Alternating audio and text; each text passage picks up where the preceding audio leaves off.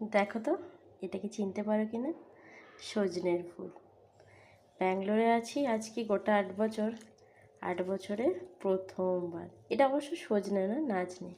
আজকে মেয়েকে দিয়ে বাড়ি আসছিলাম, দেখলাম একটা দরজার সামনে এরকম প্রচুর পড়ে আছে। তো পারমিশন নিয়ে একটু কুড়ালাম। এগুলো তো এখন গ্রামের দিকেও লোকজন কিনে খায়, আর শহরের দিকে তো এখানে চাইলেও, ব্যাঙ্গালোরে চাইলেও কিনে খেতে পারি না। তবে এটা পড়ে থাকতে দেখে না আর লোভ সামলাতে পারলাম না। এত সুন্দর পড়েছিল, আর এইরকম ছোটো ছোটো কচি কচি ডাঁটাও ছিল। সব কিছু কুড়িয়ে এনেছি। অনেক দিন পর আজকে একটু পোস্ত দিয়ে লঙ্কা দিয়ে সজনের ফুল ভাজা খাবো। আচ্ছা, তোমাদের কার কার ভালো লাগে বলো তো? আমাদের বাড়িতে এটা তো খুব ভালোবাসে সবাই।